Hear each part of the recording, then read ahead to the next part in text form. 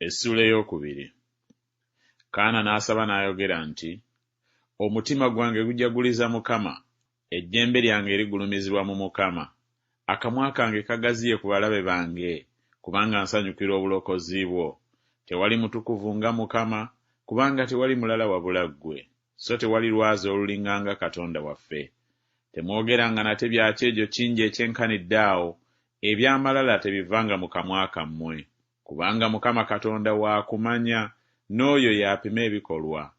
Emitego egy'abazira gimenyese, n'abo abeesittalanga beesibye amaanyi, abakkutanga bapakasizza olw'emmere, n'abo abaalumwanga enjala bakomye. Weewaawo omugumba azadde 7, n'oyo alina abaana abangi ayongobera. Mukama atta n'alamya, aserengesa mu magombe n'alinnyisa okuvaayo. Mukama ayavuwaza era agaggawaza, assa wansi era yagulumiza. Ayimusa abaavu okubajja mu nfuufu, asitula abeetaaga okubajja mu lubungo, okubatuuza awamu n'abalangira, basikire entebe ey'ekitiibwa, kubanga empagi z'ensi za Mukama, era yateeka ebintu byonna okwo. Alikuuma ebigere by'abatukuvu be, naye ababi balisirisibwa mu kizikiza, kubanga tewaliba muntu alisinga olw'amaanyi. Abawakana ne Mukama balimenyekamenyeka, ali bw'atuuka ku bo ng'ayima mu ggulu. Mukama alisala omusango ogw'enkomerero z'ensi, era alimuwa kabaka we amaanyi, n'agulumiza ejjembe ly'oyo gwe yafukako amafuta. Awo Erukaana n'agenda e Laama mu nnyumba ye, omwana n'aweereza Mukama mu maaso ga Eri kabona. Awo batabani ba Eri baali baana ba Beriyaali, tebaamanya Mukama, n'empisa bakabona gye baayisanga eri abantu yali bweti. Omuntu yenna bwe yawangayo ssaddaaka, omuddu wa kabona n'ajja nga bakyafumba ennyama ng'alina ekkato ery'amannyo 3 mu ngalo ze, n'akisoya mu nsaka oba bbinika oba ntamu oba sufuliya. Byonna ekkato bye lyaleetanga, kabona n'abitwalanga n'eryo.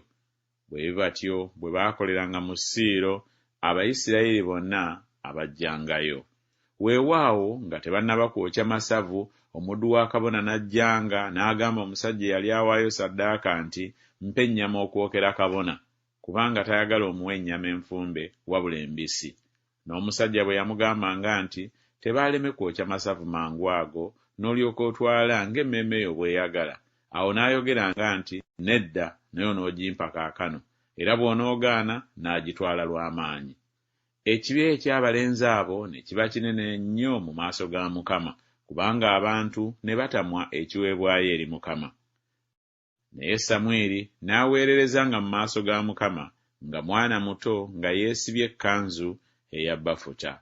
Era nnyina n'amutungiranga akanagiro n'akamuleeteranga buli mwaka, bwe yalinnyanga awamu ne bba okuwaayo ssaddaaka eya buli mwaka. Eri n'amusabira omukisa Erukaana ne mukazi we, n'ayogera nti, Mukama akuwe ezzadde mu mukazi ono olw'ekyo kye yayazika Mukama. Ne baddayo ewaabwe eka. Awo Mukama n'ajjira Kaana n'aba olubuto, n'azaala abaana ab'obulenzi 3 n'ab'obuwala 2. Omwana Samwiri n'akulira mu maaso ga Mukama. Awo Eri yali akaddiye nnyo, n'awulira byonna batabani be bye baakolanga Abayisirayiri bonna, era bwe baasulanga n'abakazi abaaweererezanga ku mulyango gw'eweema ey'okusisinkanirangamo. N'abagamba nti, kiki ekibakoze ebifaanana bwe bityo? Kubanga abantu bano bonna bambuulira ebikolwa byammwe ebibi.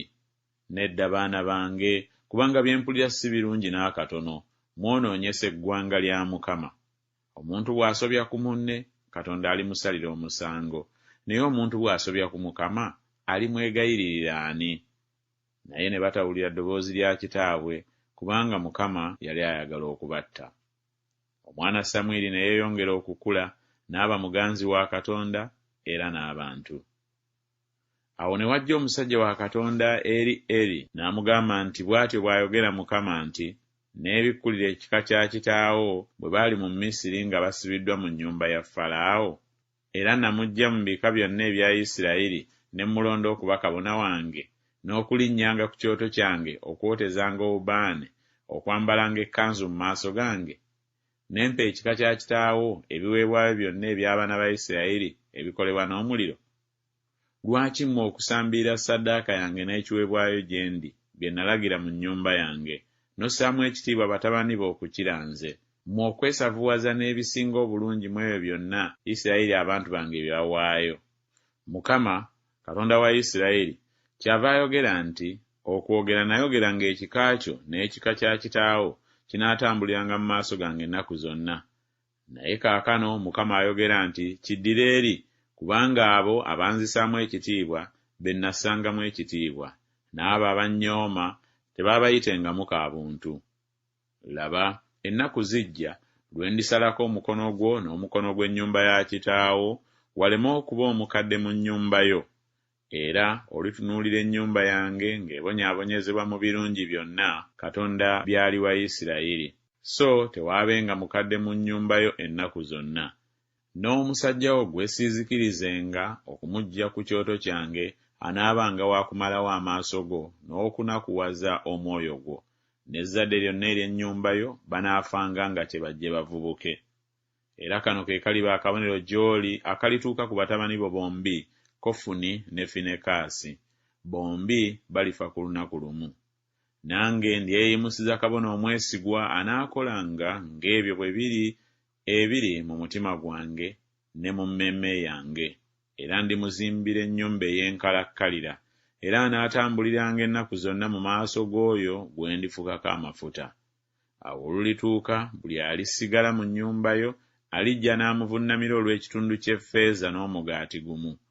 N'ayogera nti, mpa obumu ku bwami bw'abakabona, nkwegayiridde, ndyoke ndye ku kamere.